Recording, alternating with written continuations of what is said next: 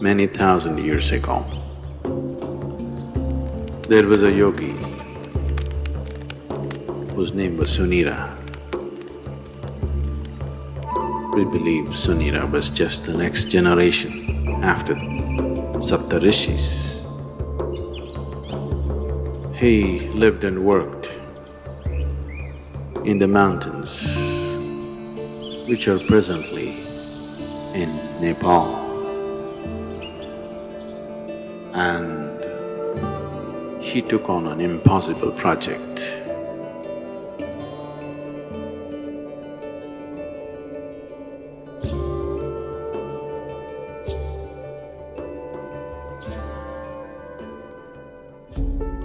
Sunira saw that human consciousness could be evolved if you produce a perfect human being who could render this to all sorts of people.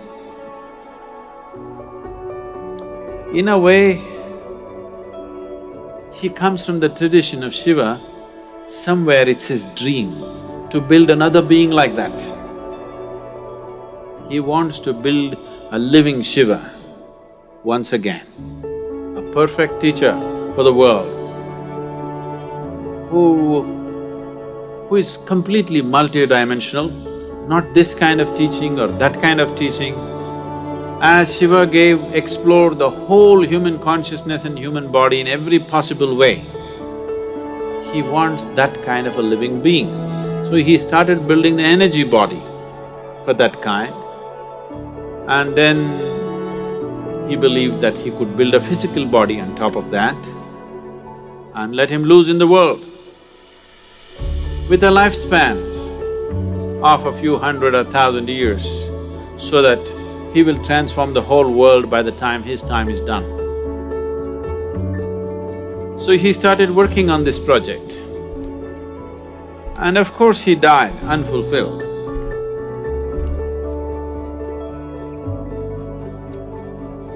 So here and there, down these 40,000 years, many ambitious yogis picked up the same project that Sunira had left and tried to reconstruct this energy body of a perfect teacher who can transform human consciousness.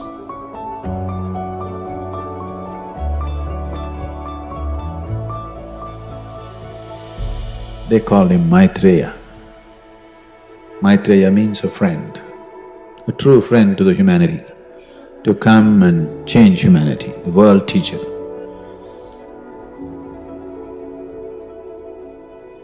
Generation after generation, many yogis tried to continue to work on the same half-made project of Sunira. It's always been in the yogic lore, but in the last century, it came to the surface. It came to social knowledge because the Theosophists worked on it. An Abyssant,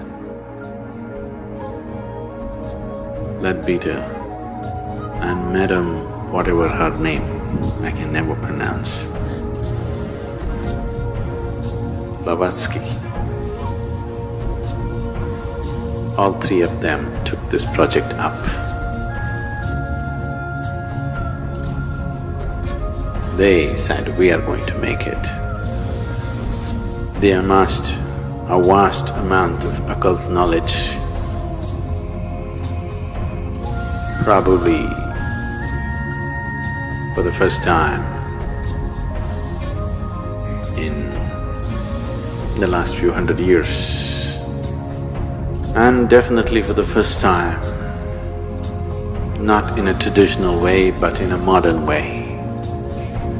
They took up this project.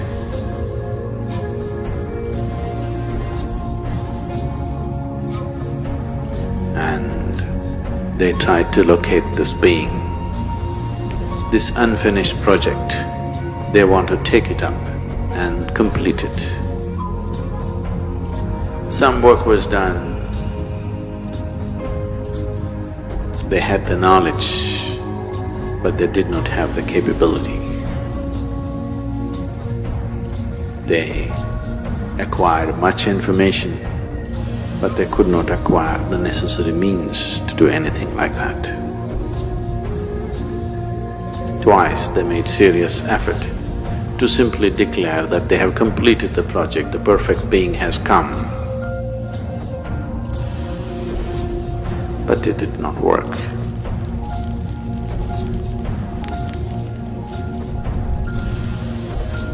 Another parallel line was also being drawn for the last couple of millenniums, where another set of yogis who were aware of this Sunira's glorious but quite impossible project, they started working upon a similar force to create a similar possibility,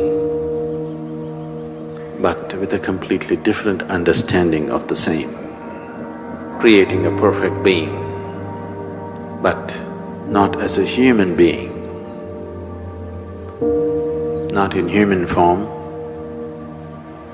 because putting it into a human being as such a possibility, human system has all the capabilities, but still it doesn't have the necessary integrity of boundary to hold it.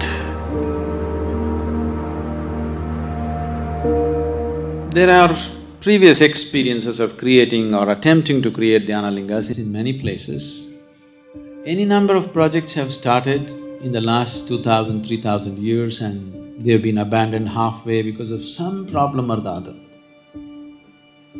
In Bhojpur, they attempted a Dhyanalinga about 1,000 years ago, little more than 1,000 years ago. This was supported by a local king, so it was hugely funded and they built a magnificent temple which is half done, and the rest of the plans they drew it on the stone, because there were no drawing boards.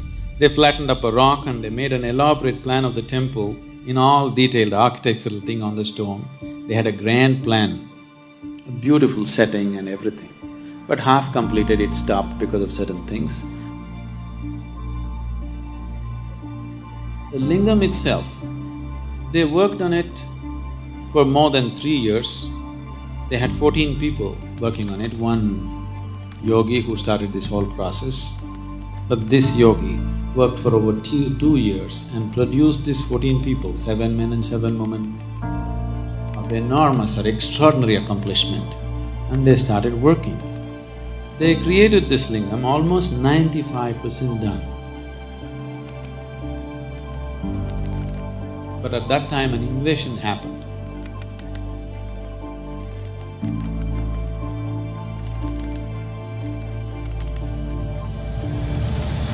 The invaders came.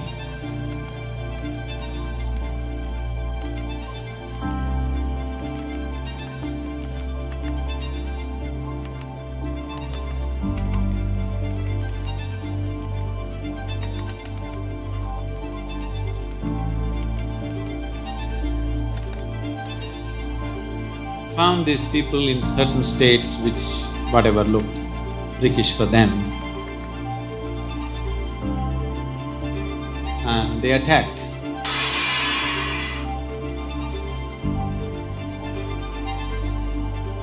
When they attacked, his left foot was chopped off. Because of this damage in the body, he could not continue. So he decided that they will merge themselves into the lingam and complete the work. So they asked another yogi, trained another yogi to lock the energies. This yogi left their bodies and merged into the lingam. But the other yogi who was supposed to do this was so overwhelmed by this situation that he could not lock it. Because they did not lock it in time, the lingam just cracked up. Even now you can see it's a straight crack in the lingam, about 3 to 4 inches is just opened up. Now they patched it up with lime. The archaeological department has patched it up with lime, but it just cracked.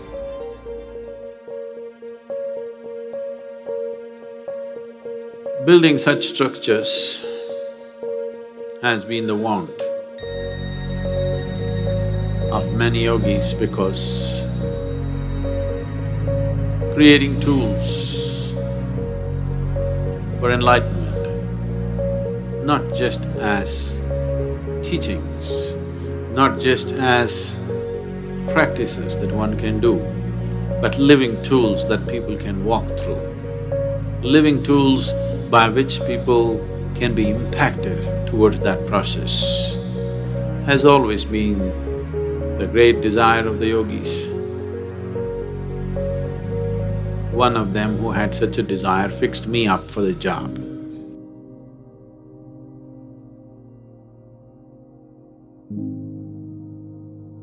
My physical proximity with him was just for a few minutes.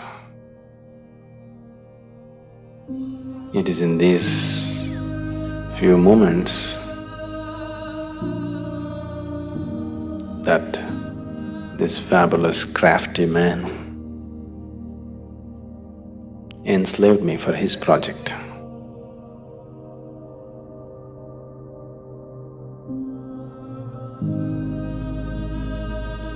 Everything that I did was around it because it was my Guru's dream and it was his vision that the Dhyanalinga has to be established.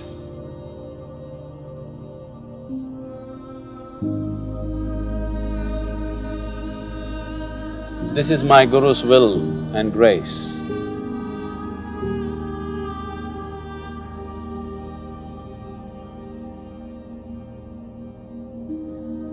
I must tell you something about the madness from where I come.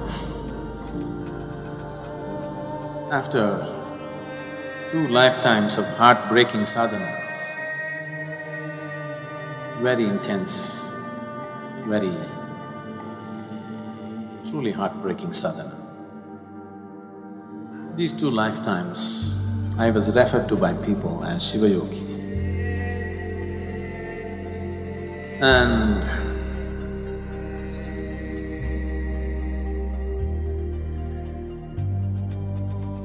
when it was needed, when my Guru appeared,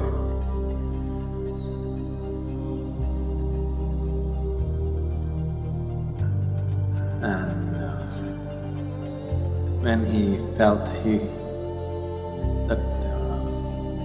did not feel fit to touch me, he touched me with his stick. And everything that needs to be realized was realized.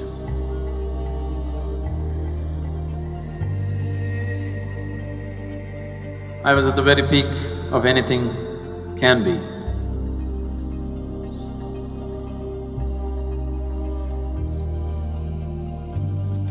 So, that being was referred to as Shiva Yogi, trying to fulfill the mission that was put into him. Didn't work, came back again.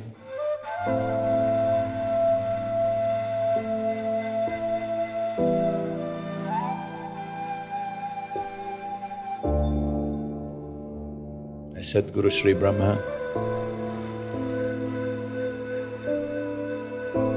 tried very hard,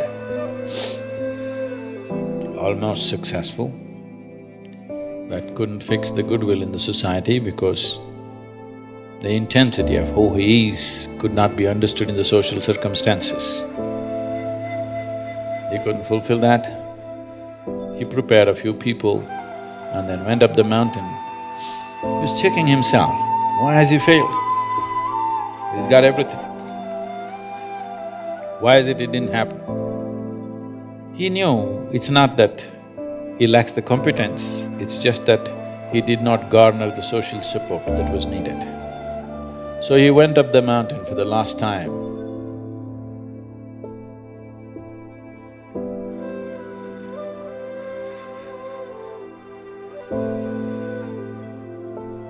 Before going up, he announced here at the foothills, a few of his disciples gathered. They said, "What now?" He said, "Even Tirpi Varwan, that means this one will be back again." And he went up the mountain for the last time.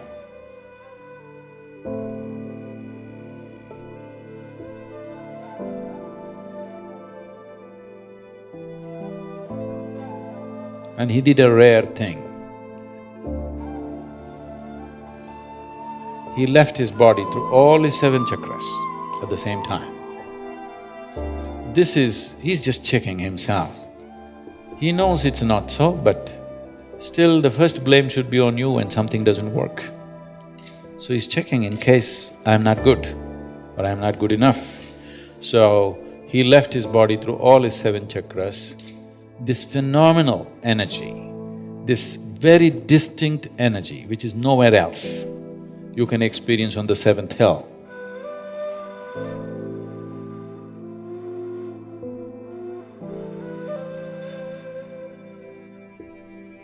It's very, very different from anything that you would find anywhere. It's distinctly different. So with that done, he knew what is the problem is you didn't handle the circumstance properly.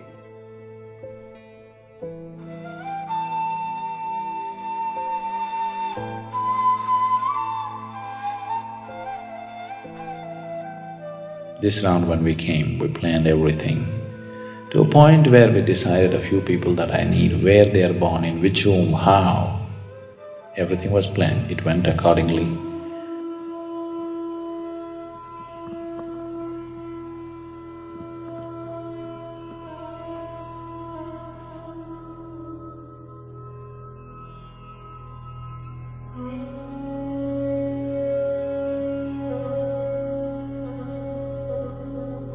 For people needed for the consecration, I placed them in the right kind of places so that everything comes together at the right time.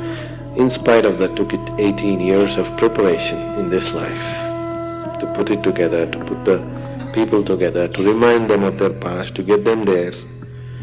Now, this is too fairy tale-ish for you, but this is something that's a living reality for us. So the consecration process itself took 3.5 years, a very intense process. People who witness these things, their lives are never the same again. Things that they had not imagined in their wildest dreams, they witnessed, they still can't believe that it actually happened in their presence.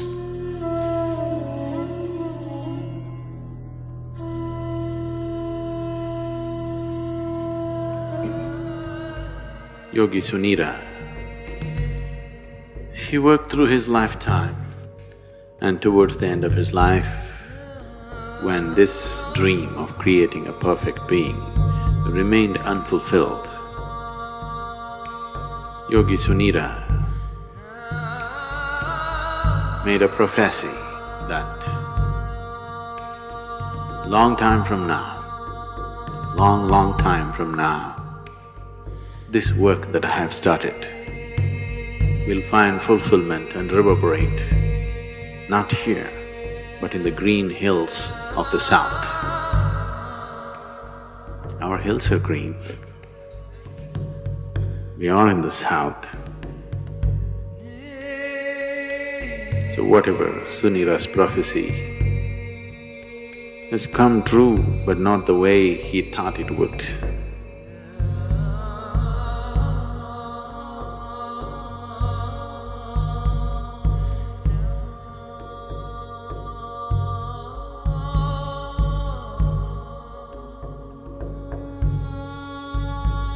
Dhyanalinga is like a living guru. The role of a guru in a spiritual seeker's life is not just about giving teachings and guidances. The most fundamental thing why a spiritual seeker seeks a guru is because a guru can ignite his energies into a different dimension. That aspect of Guru's role in a spiritual seeker's life is very well fulfilled by the Dhyanalinga. Once a person is in the sphere of Dhyanalinga, he cannot escape the sowing of the spiritual seed of liberation within himself.